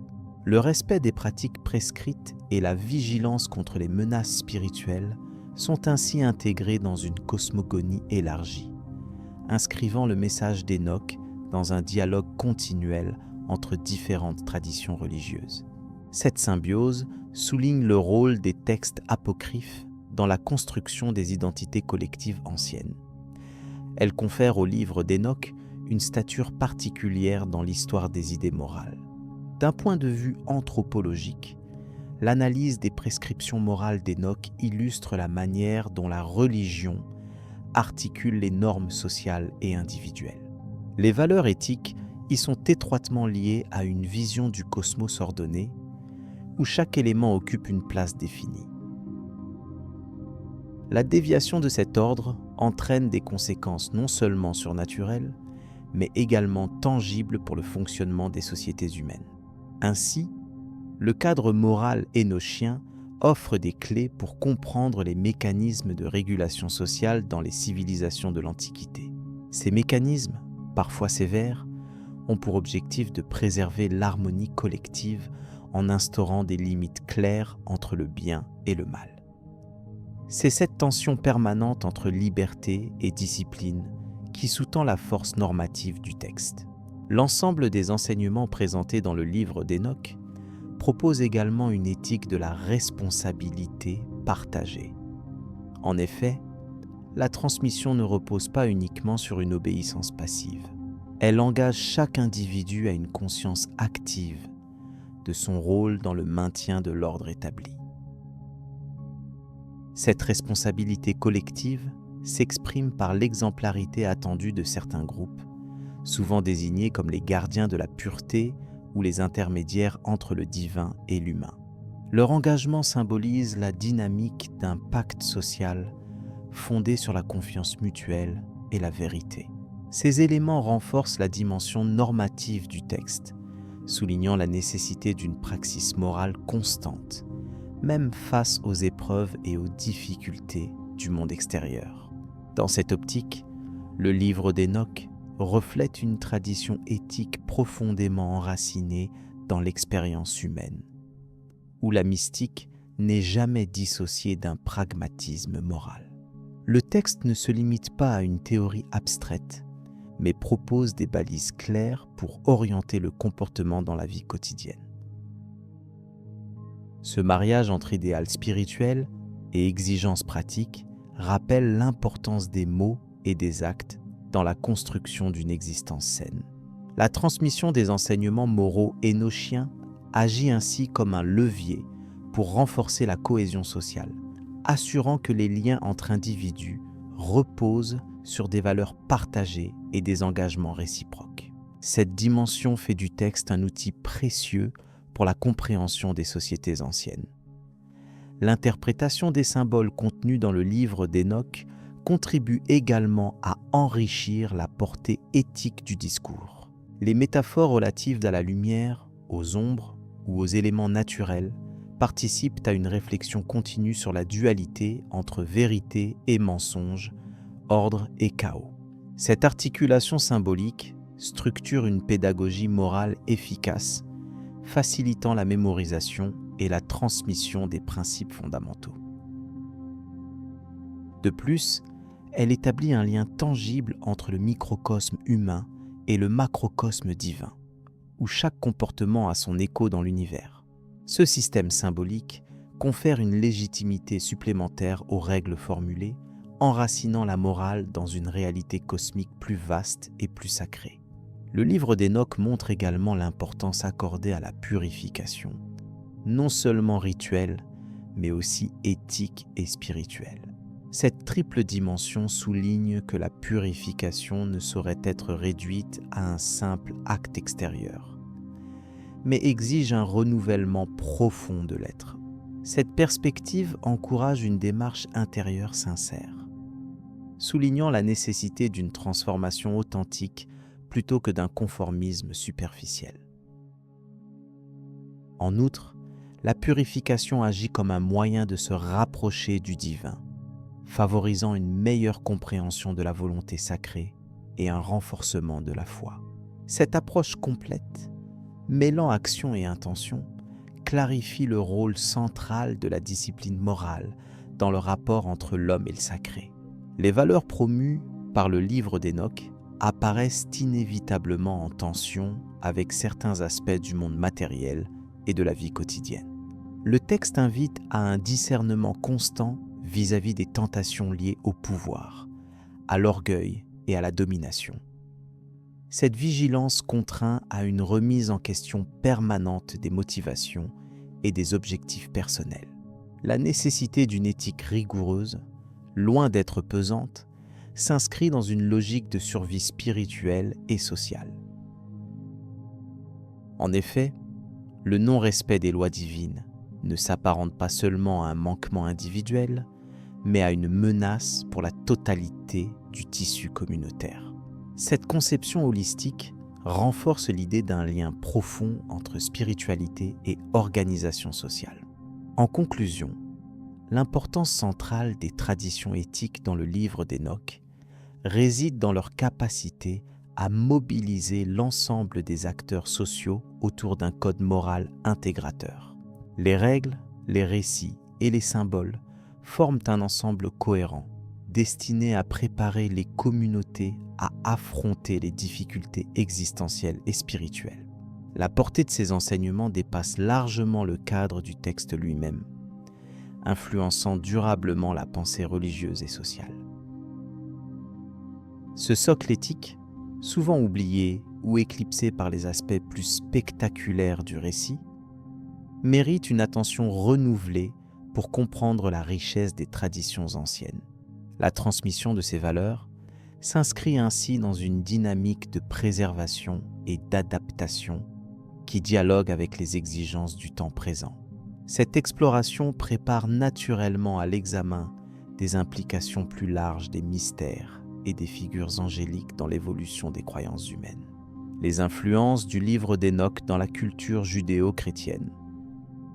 Le livre d'Enoch, bien que non canonique dans la majorité des traditions judéo-chrétiennes, exerce depuis des siècles une influence notable sur la pensée religieuse et mystique. Ce texte ancien, dont l'origine remonte approximativement au IIIe siècle avant notre ère, s'inscrit dans un contexte où de multiples écrits apocalyptiques et sapientiels circulaient au sein des communautés juives. Enoch y est présenté comme une figure transformatrice, un patriarche qui dialogue avec le divin et révèle des savoirs célestes. Cet aspect a fortement contribué à nourrir les imaginaires religieux et les interprétations théologiques, notamment autour de la nature des anges et des mystères du cosmos. Dans la tradition juive, le livre d'Enoch s'est implanté avec une certaine réticence officielle, mais a trouvé un écho particulièrement puissant dans certains cercles sectaires et mystiques, comme les Esséniens. Ces derniers y virent une source d'éclaircissement sur les origines du mal, incarné par les anges déchus, et sur les révélations eschatologiques concernant le jugement dernier. La narration détaillée des veilleurs, anges envoyés sur terre pour surveiller les hommes, mais qui succombèrent à la tentation, a donné lieu à des réflexions complexes sur la nature de la contamination spirituelle et des limites entre le divin et l'humain. Cette thématique a transcendé la forme même du texte pour pénétrer la théologie juive ultérieure, offrant un cadre symbolique à la compréhension du péché originel et de la chute. Chez les premiers chrétiens, la réception du livre d'Hénoch fut variée, mais certaines communautés, notamment celles d'Orient, le considéraient avec respect. Son influence se manifeste explicitement dans l'épître de Jude, où des citations spécifiques confirment une connaissance directe du texte. Cette présence indique que les premiers chrétiens, en particulier ceux attachés à une interprétation eschatologique, tenaient compte de Hénoch pour articuler leur conception du monde céleste et de la fin des temps. La description des armées angéliques, des jugements célestes et des royaumes futurs offre un cadre narratif qui a enrichi la doctrine chrétienne, en particulier dans ses développements apocalyptiques. Sur le plan mystique, le livre d'Hénoch a inspiré une multitude d'écrits et de pensées ésotériques au fil des siècles. Son intérêt pour les substances célestes et le langage des anges a conduit à des explorations symboliques dans la Kabbale juive, ainsi que dans certains courants chrétiens mystiques. Le texte met en lumière des dimensions invisibles du cosmos et propose une vision tripartite du ciel, dans laquelle Hénoch est un médiateur entre les sphères terrestres et divines. Cette idée d'intermédiaire a favorisé la conceptualisation d'une hiérarchie angélique détaillée et a alimenté les doctrines sur la communication entre l'humain et le sacré. Sur le plan culturel, le récit d'Hénoch est une source précieuse pour comprendre comment certaines traditions ont intégré des figures angéliques au récit fondateur. À travers l'art, la littérature et même certaines pratiques religieuses populaires, l'image des anges déchus et leurs conséquences a bénéficié d'une diffusion largement indirecte mais persistante. Cette diffusion a contribué à solidifier certains clichés sur les anges en tant qu'êtres à la fois puissants mais sujets à la tentation humaine, favorisant une posture réflexive sur la liberté et la responsabilité dans l'univers cosmique. La fonction du livre d'Hénoch ici peut être perçue comme fondatrice pour des imaginaires collectifs anciens et modernes. Les études contemporaines, plus attentives au contexte historique et littéraire, replacent le livre d'Hénoch dans un cadre élargi de l'apocalyptique judaïque, où de multiples strates textuelles et influences convergent. Ce regard académique met en lumière les emprunts à des mythologies environnantes, notamment babyloniennes et perses, qui ont contribué à façonner les descriptions de l'au-delà et des entités célestes. Ainsi, Hénoch s'inscrit dans une tradition composite engagée dans la quête de sens face aux crises sociales et politiques de l'époque. Cette contextualisation aide à mieux comprendre comment des thèmes comme la chute des anges répondaient à des préoccupations d'ordre éthique et théologique. Un aspect souvent méconnu est la façon dont le livre d'Hénoch a contribué à la formation de certains concepts clés du monothéisme. Par ses descriptions précises de l'organisation céleste, il procède à une hiérarchisation rigoureuse de la création divine, distinguant l'omnipotence de Dieu de la nature limitée des anges. Cette distinction a été déterminante pour clarifier le rapport entre Dieu créateur et les forces intermédiaires, évitant ainsi des confusions polythéistes. En offrant ce cadre ordonné, le texte a permis un développement plus structuré de l'idéologie religieuse dans les sociétés judéo-chrétiennes, favorisant la centralisation du culte autour d'une divinité unique. La relation entre Hénoch et les traditions apocryphes est également fondamentale pour saisir l'impact de ce texte. Il constitue une pièce maîtresse dans un puzzle plus vaste d'écrits écartés des canons, mais néanmoins influents. Ces œuvres, parfois marginales, servent à explorer des dimensions moins visibles de la foi et ouvrent des espaces pour des expériences spirituelles alternatives. Le livre d'Hénoch agit alors comme un pont entre des mondes spirituels disparates, réunissant des éléments doctrinaux hétérogènes sous une forme cohérente. Cette dynamique illustre la richesse et la diversité des constructions religieuses, souvent oubliées dans les lectures mainstream. Dans le prolongement, il importe de souligner que ces influences ne se cantonnent pas au cercle exclusivement religieux. La littérature antique, puis médiévale, s'est abondamment nourrie des récits ésotériques contenus dans Hénoch. Poètes, penseurs et théologiens ont intégré ces motifs à leurs réflexions sur la destinée humaine, le rôle des anges, ou encore la compréhension du bien et du mal. Ainsi, la portée culturelle du livre dépasse sa fonction originelle pour devenir un creuset symbolique dont les résonances persistent. Cette continuité témoigne de la capacité du texte à traverser les époques, en restant pertinent pour différentes communautés. Enfin, il convient d'évoquer l'influence indirecte du livre d'Hénoch sur certaines traditions chrétiennes orientales, telles que l'Église éthiopienne. Dans ce contexte, le texte est intégré au canon biblique et jouit d'un statut d'autorité. Cette acceptation témoigne d'une variation significative dans la manière de percevoir Hénoch et renforce l'idée d'une pluralité des regards sur la même source. L'Église éthiopienne, par cette inclusion, souligne le rôle fondateur de ce livre dans son identité religieuse et mystique, consolidant ainsi des traditions ancestrales, parfois méconnues en Occident. La richesse du livre d'Hénoch réside dans sa capacité à interroger les origines du mal, à proposer des visions détaillées du monde céleste et à inspirer des conceptions mystiques complexes. Sa réception pluriséculaire montre une influence durable sur la théologie, la spiritualité et la culture. En intégrant cette œuvre dans les études religieuses, on bénéficie d'une meilleure compréhension des enjeux qui ont traversé les milieux judéo-chrétiens et des dynamiques qui ont façonné leur vision du cosmos.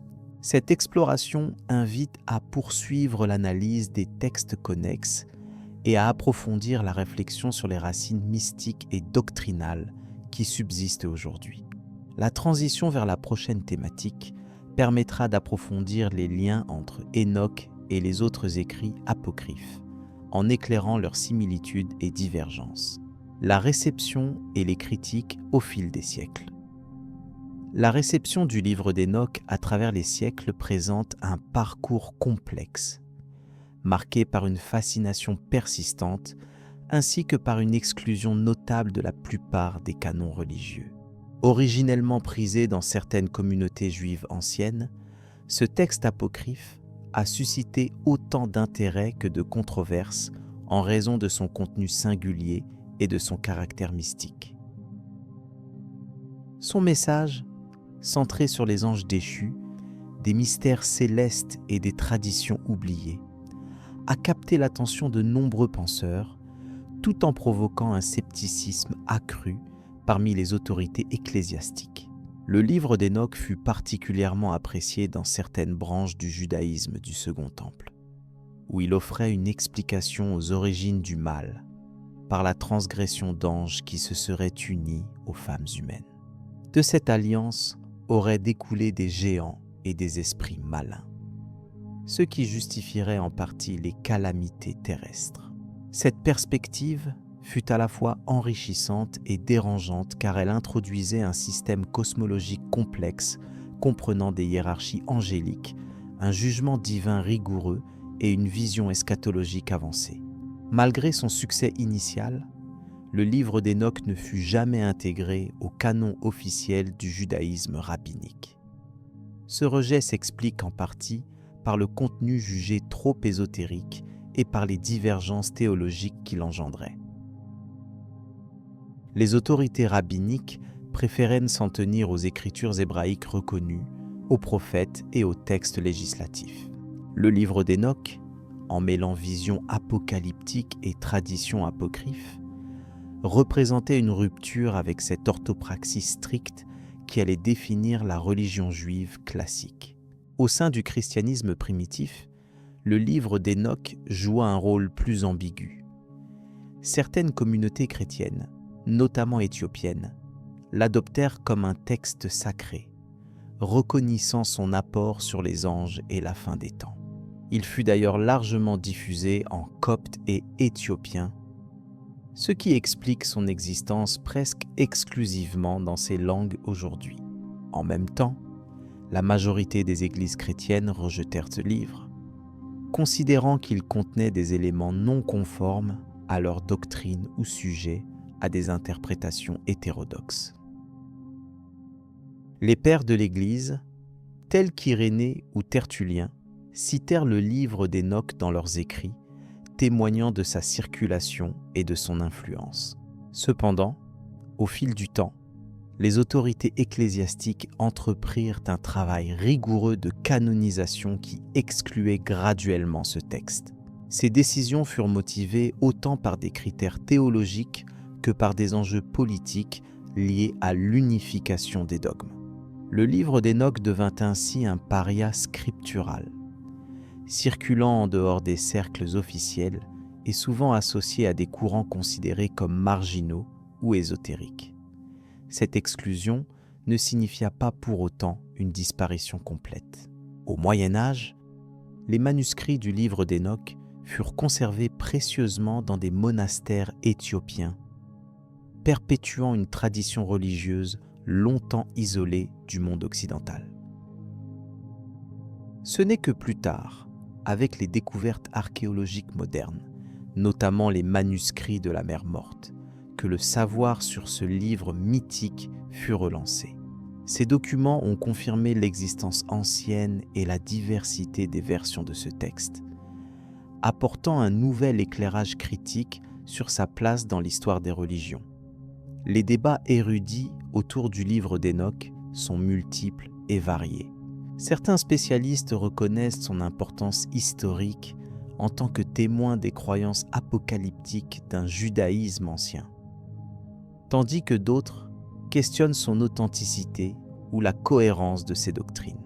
La pluralité des manuscrits et des versions a parfois compliqué la tâche des chercheurs, confrontés à des divergences textuelles importantes. Cette dispersion a nourri, par ailleurs, des hypothèses sur la transmission orale et écrite des traditions mystiques. Le livre d'Hénoch propose une cosmogonie détaillée et une classification des anges qui a influencé non seulement le judaïsme, mais aussi le christianisme et des mouvements ésotériques postérieurs. L'image des anges déchus et du jugement final est ainsi au cœur d'une réflexion théologique complexe qui a suscité fascination comme controverse. Ce texte a également nourri l'imaginaire mystique et ésotérique, apparaissant parfois dans des correspondances occultes ou des lectures symboliques destinées à approfondir la compréhension du divin. L'analyse littéraire récente met en lumière la dimension composite du livre d'Hénoch, qui résulte probablement de plusieurs couches rédactionnelles sur un vaste laps de temps. Cela explique en partie ses tensions internes et sa richesse conceptuelle. Il mêle des récits surnaturels, des visions prophétiques et des prescriptions éthiques, dessinant un univers où le sacré et le profane s'entrecroisent de manière inextricable.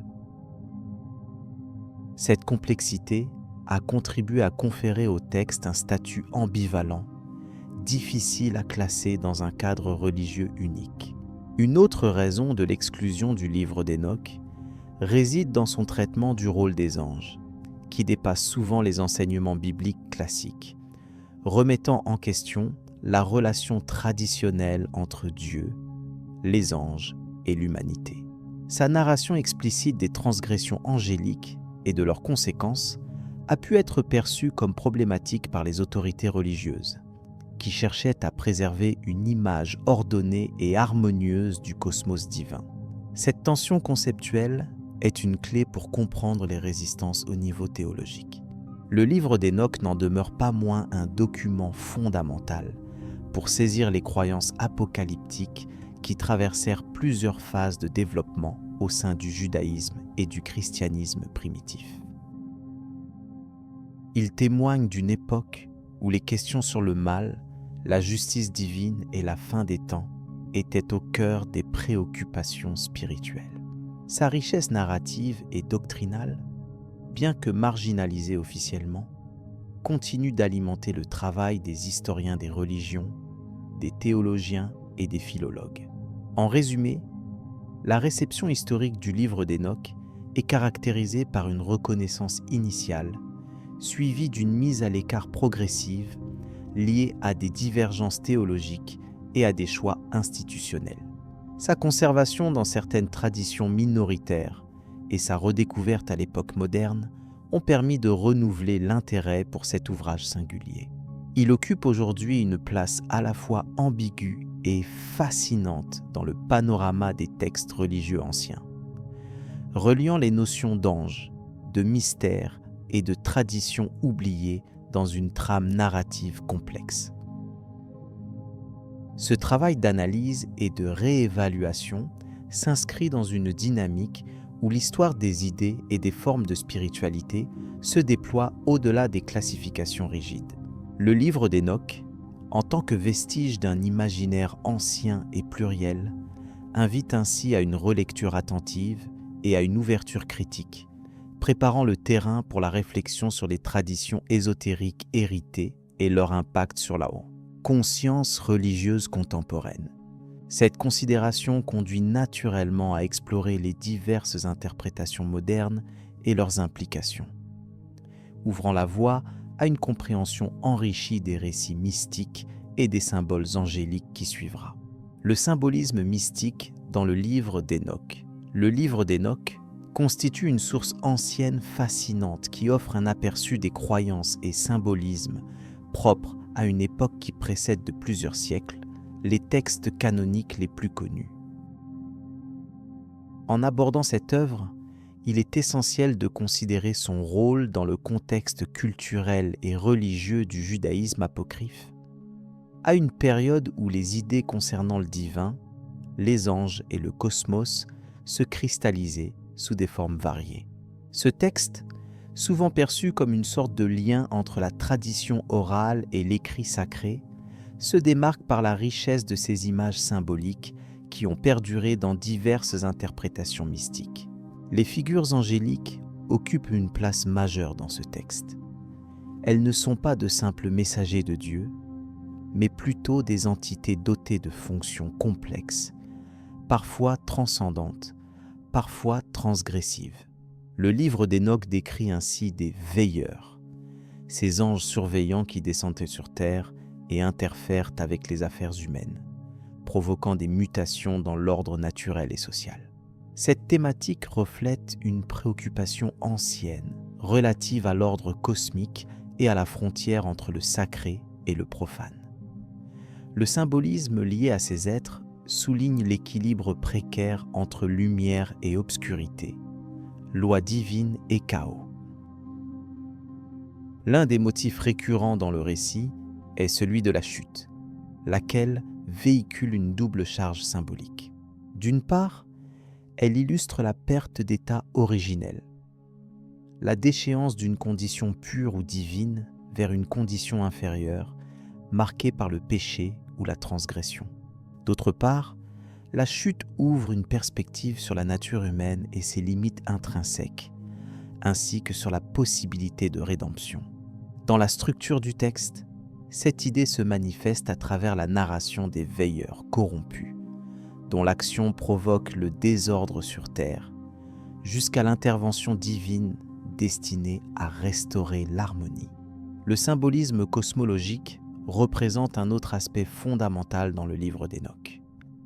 Il présente une vision structurée du ciel et de la terre, souvent organisée par niveaux ou sphères, chacune correspondant à une fonction ou un domaine précis. Cette architecture reflète une tentative ancienne de comprendre les dynamiques célestes, tout en inscrivant l'humanité dans un ordre universel plus vaste. La pluralité des cieux mentionnés illustre par ailleurs l'idée d'une hiérarchie divine, où chaque ange a sa place et son rôle, contribuant au maintien de l'équilibre. Le texte contient également des passages décrivant des visions et des voyages célestes, des expériences qui symbolisent l'accès à des connaissances supérieures. Ces descriptions, bien que parfois complexes, mettent en lumière une quête de sagesse et de compréhension qui dépasse les simples limites terrestres. La montée vers les cieux représente souvent un chemin initiatique, un passage entre ignorance et illumination. Ainsi, ces éléments iconographiques ont pu influencer les pratiques mystiques ultérieures, notamment dans les courants ésotériques qui valorisent l'expérience intérieure et la révélation progressive. Un autre sujet récurrent est la relation entre les êtres célestes et les humains. Le texte expose une interaction qui dépasse le simple contact matériel, impliquant des transmissions de savoirs interdits ou secrets. Cette idée rejoint des motifs d'autres traditions antiques, où le transfert de connaissances divines nécessite une certaine autorisation ou initiation. Dans le livre d'Enoch, la transgression de ces limites provoque des bouleversements, mais suggère aussi la quête d'un savoir supérieur, conditionné par un accès restreint. Ce thème a souvent été interprété comme un avertissement contre la curiosité excessive, mais aussi comme une invitation à respecter l'ordre cosmologique. La dimension morale du texte est à considérer sous l'angle de la justice divine. Les actions des anges déchus sont condamnées, reflétant la volonté d'imposer un cadre éthique rigoureux où toute transgression entraîne une sanction. Cette thématique traduit une société soucieuse de fixer des règles pour préserver la cohésion sociale et religieuse. La symbolique de la punition se retrouve dans les images du déluge ou du châtiment réservé aux veilleurs.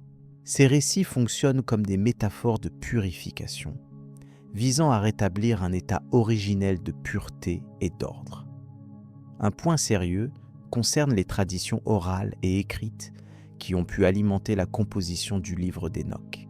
Les influences mésopotamiennes sont souvent soulignées, notamment dans la manière de représenter les cieux, les anges et les récits de catastrophes majeures.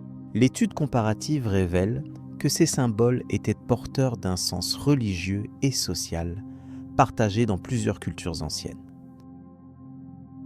Le livre d'Enoch se place ainsi dans une continuité, marquant un carrefour entre différentes sources et croyances, tout en introduisant des innovations qui le rendent unique.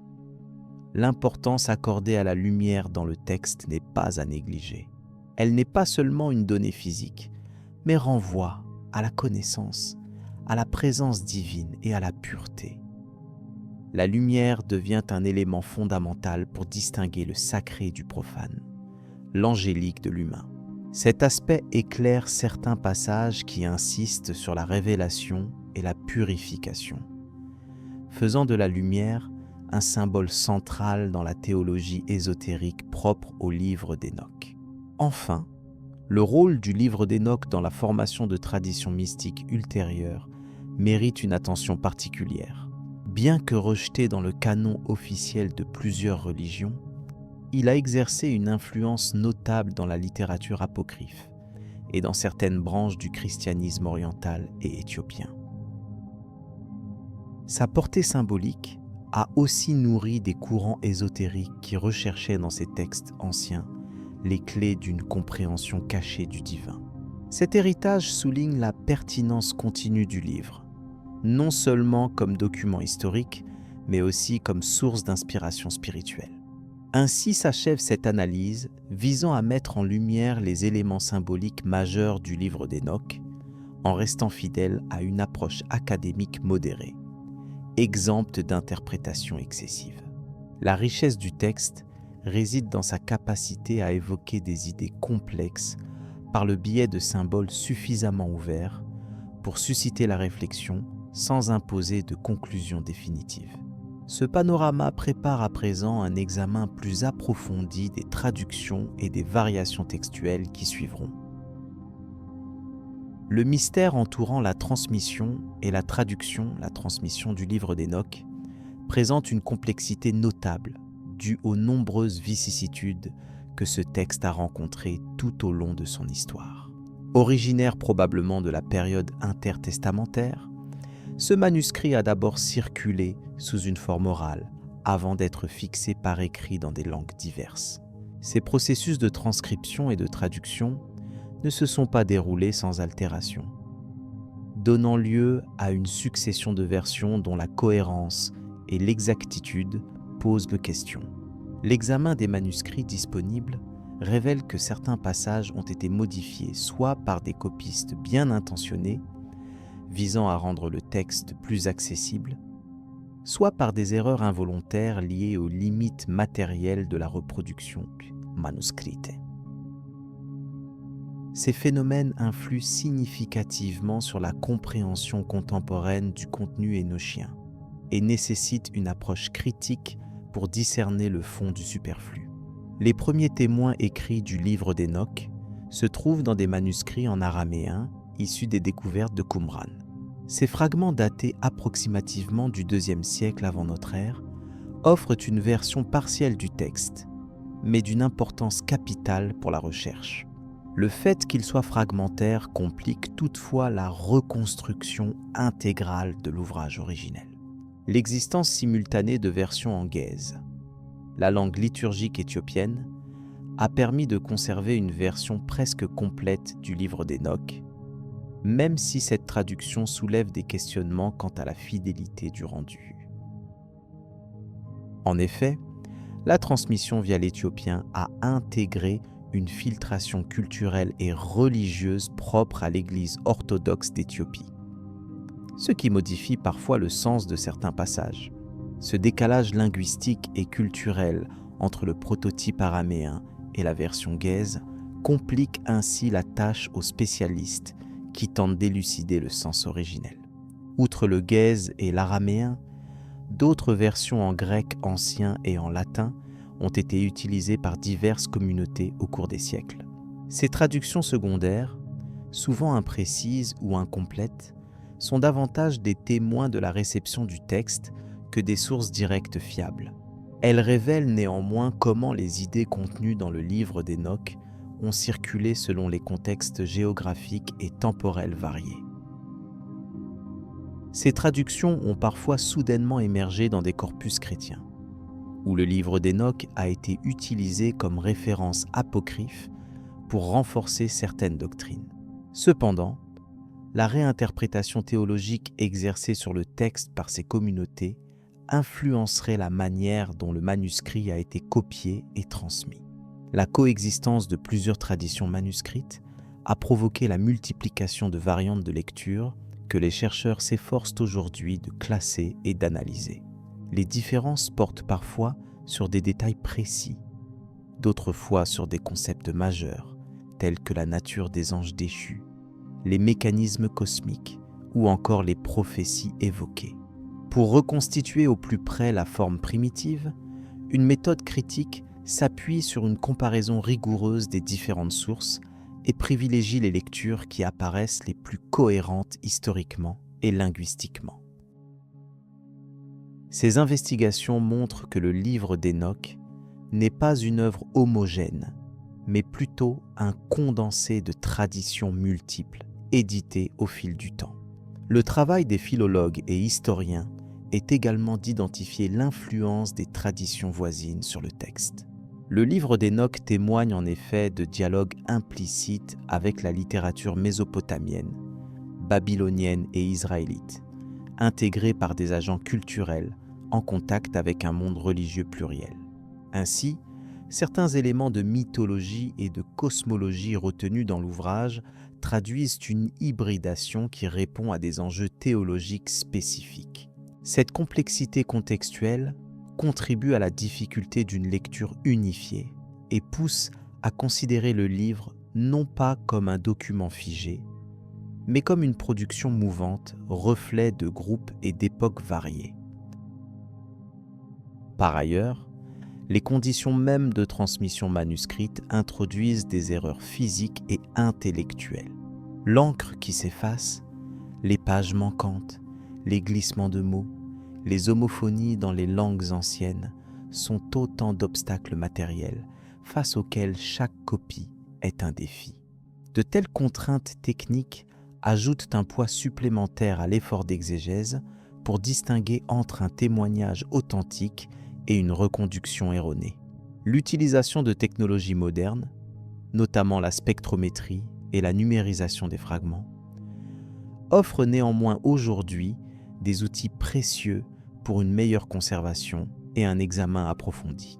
Il importe aussi de souligner que certaines modifications textuelles ont pu résulter d'intentions particulières, reflétant des positions théologiques ou idéologiques propres aux scribes ou aux autorités religieuses.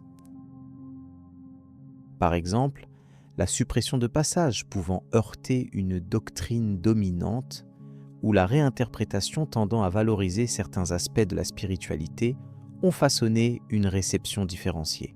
Ce phénomène de sélection et de filtrage souligne que le livre d'Hénoch n'a jamais été un simple document neutre, mais un texte en dialogue constant avec les contextes qui l'ont hébergé.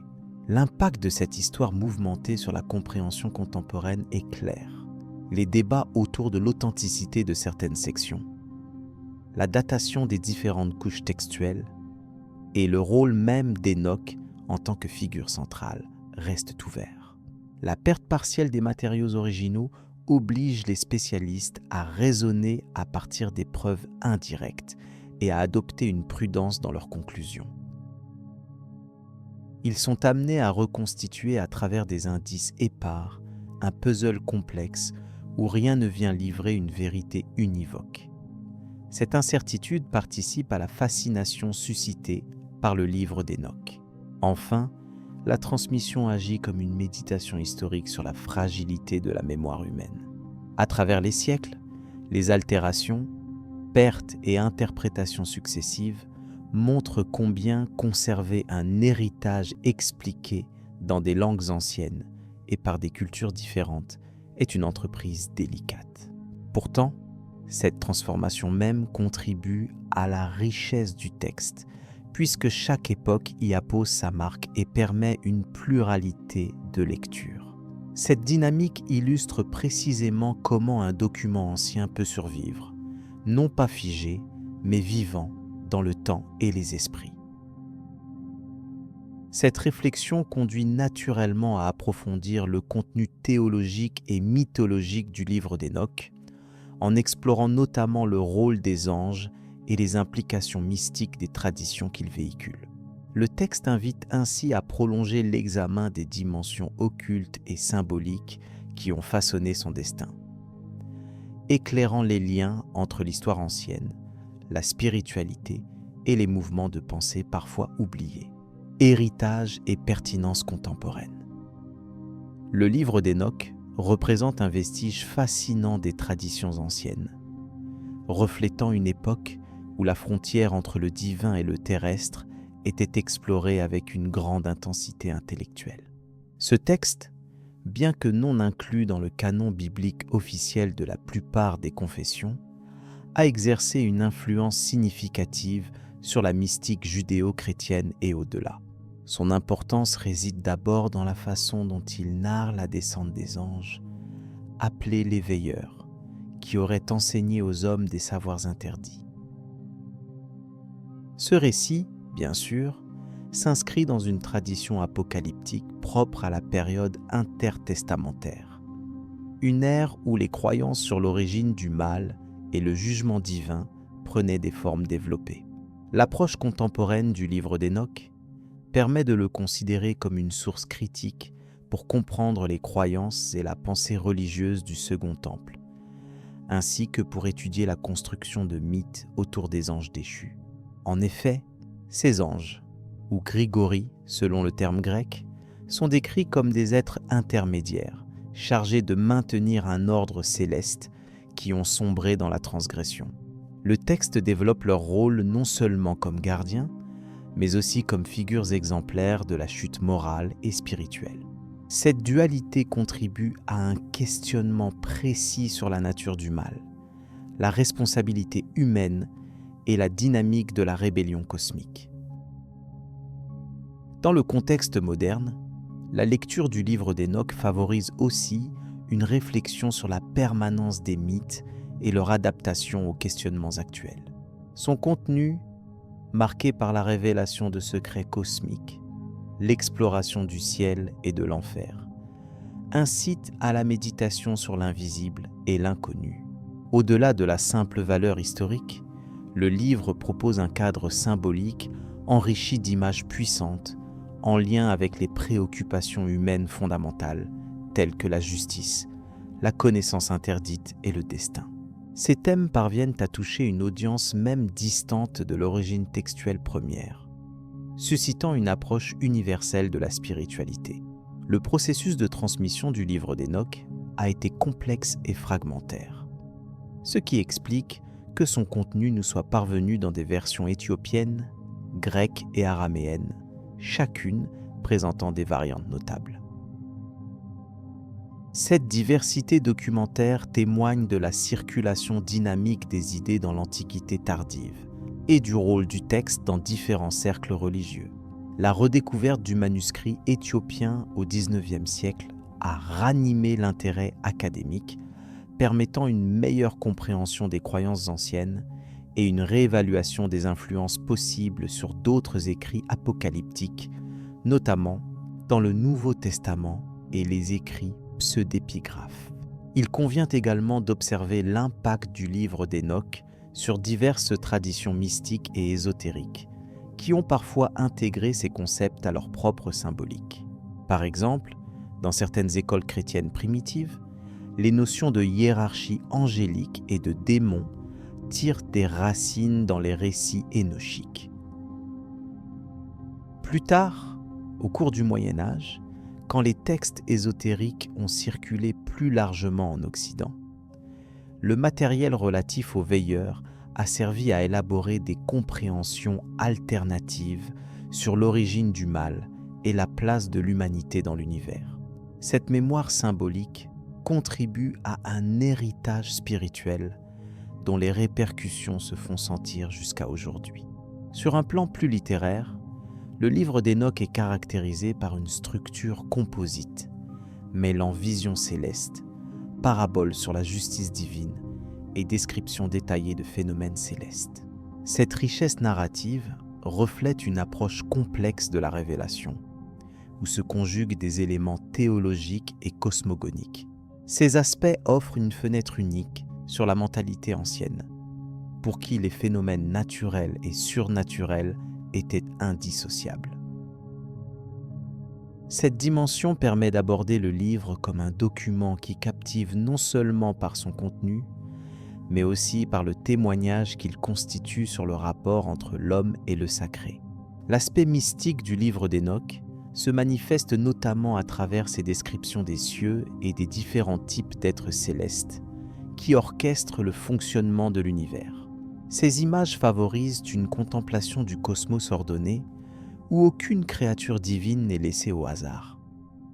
En même temps, l'entrée en scène des veilleurs introduit une dimension dramatique liée à la rupture de cet ordre. Cette complexité souligne un désir ancien d'expliquer la coexistence du bien et du mal dans le monde visible, à travers un récit structuré et codifié, qui invite à la réflexion plutôt qu'à une simple adhésion. Dans le contexte de la recherche spirituelle moderne, le livre d'Enoch appelle à un élargissement du regard sur les sources anciennes, en insistant sur la pluralité et la diversité des courants théologiques.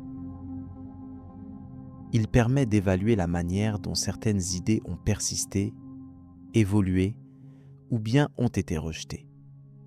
Plus largement, il éclaire la continuité des préoccupations humaines portant sur la connaissance secrète, la moralité et la destinée ultime. Cette approche offre aux lecteurs contemporains une base pour un dialogue avec le passé, tout en encourageant un examen critique et serein des légendes fondatrices. L'étude académique de ce texte s'inscrit dans une dynamique où la rigueur historique rencontre une ouverture à la spiritualité comparée. Ainsi, le livre d'Enoch est souvent utilisé pour mieux comprendre les récits apocalyptiques, la formation des traditions angéliques, mais aussi l'imaginaire religieux de la fin de l'Antiquité. Ce processus enrichit les disciplines telles que la théologie, l'histoire des religions et l'anthropologie culturelle. Par ailleurs, cette démarche met en lumière la manière dont certains textes anciens peuvent conserver une pertinence symbolique en dépit des siècles écoulés depuis leur rédaction première. Le livre d'Hénoch, en tant que document, rappelle aussi le rôle central des écrits apocryphes dans le développement des croyances et des doctrines secrètes. Il souligne combien la frontière entre canon et non canonique a été fluctuante, dépendant souvent de critères historiques, théologiques, mais aussi politiques. Quant à son contenu, il offre un cadre complet où se croisent des visions du monde cosmique, des codes moraux et une anticipation eschatologique qui ont servi de repère à diverses communautés spirituelles. Loin d'être simplement un témoignage ancien, ce texte fonctionne comme un miroir pour les réflexions actuelles sur la transcendance.